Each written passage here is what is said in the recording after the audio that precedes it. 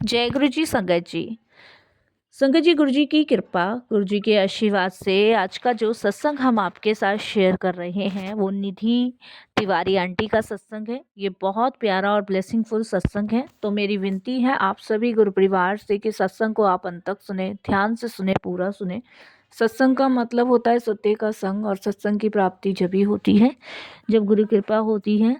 तो प्लीज़ सत्संगत जी, सत्संग को बड़ी श्रद्धा भाव से अंत तक ज़रूर सुनिएगा। आज जो सत्संग मैं आप सभी के साथ शेयर करने जा रही हूँ वो कोई कहानी नहीं है, वो उन लोगों की आवाज़ है जो हंसते हुए दिखते हैं लेकिन रात को अकेले में रोते हैं। आज का सत्संग उन घरों की सच्चाई है जहाँ मंदिर भी है लेकिन शांति नहीं है, जहाँ पे हर चीज़ है लेकिन सुकून नहीं है। आज का सत्संग उन सभी संगतों के लिए है जो रोज भगवान से कहते हैं, जो रोज गुरु जी से कहते हैं बस अब और नहीं सहा जाता। संगत जी, कभी कभी जिंदगी हमें वहां ले जाकर खड़ा कर देती है जहां इंसान मरना नहीं चाहता लेकिन जीने की ताकत भी नहीं बचती। आज का सत्संग सुनते समय अगर आपकी आंखें ना भर आए ना तो समझ लेना ये सत्संग आपके लिए ही था। संगत जी, इसीलिए इसे बिना स्किप किए ज़रूर सुनिएगा। इसके अलावा अगर आप भी अपने सत्संग अनुभव शेयर करना चाहते हैं तो हिंदी में साफ राइटिंग में आप अपना सत्संग लिखकर हमारी जीमेल आईडी पर सेंड कर सकते हैं, ताकि आपके द्वारा सुनाए गए सत्संग से जो भी गुरुजी महाराज की नई जुड़ने वाली संगत होगी उन्हें गुरुजी के कल्याण, महिमा, अनुभव के बारे में ज़्यादा से ज़्यादा पता चलेगा। सत्संग आपको पसंद आए तो आप इसको लाइक कीजिए, चैनल को सब्सक्राइब कीजिए, वीडियो को ज़्यादा से ज़्यादा संगत में शेयर ज़रूर कर लीजिएगा और बेल आइकन दबाना बिल्कुल भी नहीं भूलिएगा, क्योंकि जब भी कोई लेटेस्ट सत्संग आएगा उसका नोटिफिकेशन आपके पास आएगा। तो चलिए संगत जी, चलते हैं गुरुजी महाराज के सत्संग की ओर। सत्संग शुरू करने से पहले करते हैं गुरुजी का मंत्र जाप। ओम नमः शिवाय, शिवजी सदा सहाय। ओम नमः शिवाय, गुरुजी सदा सहाय। जय गुरुजी संगत जी। संगत जी, सबसे पहले गुरुजी महाराज के चरणों में कोटि कोटि नमन करती हूँ। सारी संगत जी को जय गुरुजी बोलती हूँ। मैं बहुत बहुत धन्यवाद प्रकट अपने गुरुजी महाराज का करती हूँ कि आज उन्होंने मुझे ये सत्संग शेयर करने का मौका दिया। संगत जी, मेरा परिवार बाहर से दिखने में बहुत खुशहाल था। हमें देख के लगता था कि लाइफ में सब कुछ ठीक ठाक चल रहा है। पति की नौकरी, बच्चों की पढ़ाई और मैं हाउसवाइफ। लेकिन सच्चाई तो ये थी संगत जी कि मेरे घर में हर एक दिन लड़ाई होती थी। पैसों की लड़ाई, शराब की लड़ाई, सम्मान की लड़ाई, और चुपचाप मुझे ये सब सहना पड़ता था। मेरी मजबूरी थी। मेरे हस्बैंड डेली शराब पिया करते थे, डेली उनको शराब पीनी है, और शराब पीकर घर में जो भी सामान हुआ करता था उन्हें बेचना है। संगत जी, दिन प्रतिदिन आप यकीन नहीं मानोगे, मैं टूटती और बिखरती जा रही थी। संगत जी, चुप रहना मेरी मजबूरी बन गई थी, क्योंकि बच्चों को पढ़ाना और लिखाना था। हस्बैंड की नौकरी चली गई थी उनकी शराब की वजह से। शुरुआत में मुझे लगा था कि चलो नौकरी चली गई, कोई बात नहीं, फिर मिल जाएगी। लेकिन धीरे धीरे 1 महीना, 2 महीने, 3 महीने और महीनों पे महीने बीतते चले गए, पर नौकरी नहीं मिली। EMI बढ़ती गई, बढ़ती गई, जो कर्जा हस्बैंड ने ले रखा था वो भी चुकाना बड़ा मुश्किल हो रहा था। घर का खर्च चलाना दिन प्रतिदिन मुश्किल हो गया। धीरे धीरे हस्बैंड चिड़चिड़ापन पे आ गए, इतने चिड़चिड़ेपन पे कि झगड़े और ज़्यादा बढ़ गए। मैं कुछ बोलती तो उससे पहले ही संगत जी जवाब तैयार रखते और चुप कर देते। संगत जी घर वही था, लेकिन घर का माहौल शमशान जैसा हो गया था। बच्चों को देखना पसंद नहीं, मुझसे झगड़ा करना, शराब तो संगत जी दिन दहाड़े पीना। पहले ड्यूटी चले जाते थे तो शाम को ही पीते थे, लेकिन जब से नौकरी गई थी तब से रेगुलर पीना। अंधेरा गहराता गया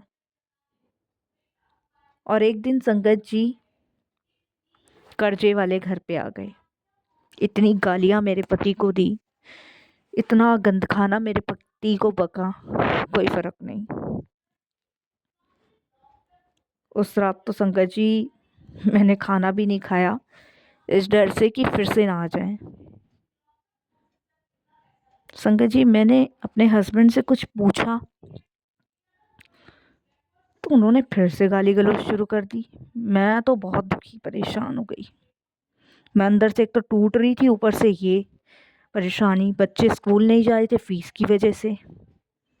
जब इंसान अपने ही घर में अपनी बात कहने की जगह उसे ना मिले ना, तो समझ लो संगत जी सबसे बड़ा दुख होता है वो। संगत जी किससे कहूँ अपनी मन की बात, कोई सुन के जाने को तैयार नहीं। हस्बैंड को तो कोई फर्क ही नहीं पड़ रहा था, देवर जेठ से कहना कुछ फ़ायदा नहीं था, क्योंकि वो अपने भाई का पक्ष लेते थे, क्योंकि उनको फ्री में पीने को मिल रही थी। एक औरत के लिए तो मरना हो जाता ना। बच्चे बेचारे बहुत ज़्यादा। मैं बहुत रोती थी संगत जी, भगवान से यही कहती कि भगवान ये सब मेरी ज़िंदगी में ही क्यों लिखा है, इससे तो अच्छा मुझे उठा ले, क्योंकि ये तो बर्दाश्त से बाहर ही होता जा रहा है, दिन प्रतिदिन बर्दाश्त से बाहर हो रहा है। संगत जी एक लिमिट होती है, जुआ खेलना, शराब पीनी, मेरे कान के कुंडल बेचने, हर चीज़ तो घर की बिक गई थी। अब क्या मेरे को और बच्चों को बेचना था? कोई फ़र्क नहीं पड़ रहा। कर्जदार घर पे आ रहे हैं, गालियाँ दे रहे हैं, उल्टा सीधा बोल रहे हैं, जब भी कोई फ़र्क नहीं पड़ रहा है। ऐसे में संगत जी क्या करे इंसान? बीमारी और ताने, इसी तनाव में संगत जी मेरी तो तबीयत बिगड़ने लगी। मैं तो संगत जी डॉक्टरों के चक्कर, दवाइयाँ, इन्हीं में लगी रह गई। और कभी कभी तो दवाई के और डॉक्टरों के पैसे भी नहीं हुआ करते थे। संगत जी ब्लड प्रेशर, डिप्रेशन बहुत ज़्यादा बढ़ता जा रहा था। और मेरे पति का कहना था कि ड्रामा कर रही है। संगत जी मेरे ससुराल वाले भी यही कहते थे कि ड्रामा कर रही है। संगत जी पर मेरे मायका वालों ने इसी बात को कहा कि मेरी बेटी और इसके बच्चों को मेरे साथ भेज दो। मेरे पिताजी संगत जी मुझे मेरे मायके ले आए। संगत जी मेरे मायके वालों ने मुझे अपने घर में रखा। संगत जी हद से ज़्यादा तबीयत खराब थी मेरी, हद से ज़्यादा। मैं अंदर से टूट रही थी, बिखर रही थी और इस कदर मर रही थी कि मैं आपको बता नहीं सकती। तब मेरी चाची ने मुझे गुरुजी के बारे में बताया। उन्होंने बस मुझे यही कहा कि मैं तुझे एक ऐसी जगह लेके जाऊंगी जहाँ तेरे कष्ट, तेरी विपदाएं सब खत्म हो जाएगी। तू गुरुजी के दरबार चल, वह निरंतर उनका नाम जाप कर, उनको मानना शुरू कर।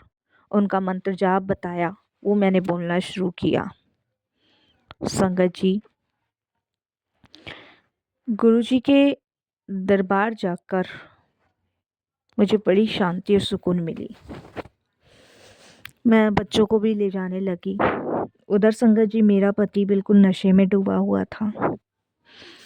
मैं गुरुजी को मानने लग गई थी और गुरुजी से प्रार्थना करती थी कि जब तक ये ठीक ना हो जाए, जब तक इसकी शराब की लत ना छूट जाए, जब तक इसकी गलत संगत ना छूट जाए, जब तक इसकी गलत आदतें ना छूट जाएं, तब तक गुरुजी ये आदमी मेरे को लेने ना आए। संगत जी, मुझे नहीं पता था कि मेरे गुरुजी महाराज जो इतने कृपालु हैं, वो मेरे जीवन में ऐसे ऐसे चमत्कार करने वाले हैं जिसकी मैंने कभी कल्पना नहीं की थी।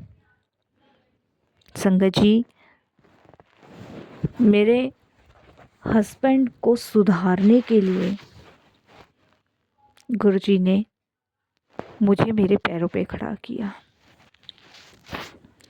संगत जी, मैंने मायके में रहकर मुझे गुरुजी ने हिम्मत दी, मुझे ठीक किया, मुझे आत्मशक्ति दी। और उसके बाद गुरुजी महाराज ने मुझे इतनी शक्तियाँ दी कि संगत जी मैंने खुद सिलाई का काम सीखा। सिलाई का काम सीखने के बाद संगत जी मैं लोगों के सूट और घर के कपड़े जो भी होते हैं वो सिलाई करती हूँ। उससे मैं अपने बच्चों का पेट पालती थी। मैं नौकरी करने नहीं गई, मेरे भाई थोड़ा सहारा लगाते थे, मेरे माँ बाप मेरा साथ देते थे। आज प्रभु की कृपा से, परमात्मा की कृपा से मैं अपने बच्चों को पाल पोस पा रही हूँ।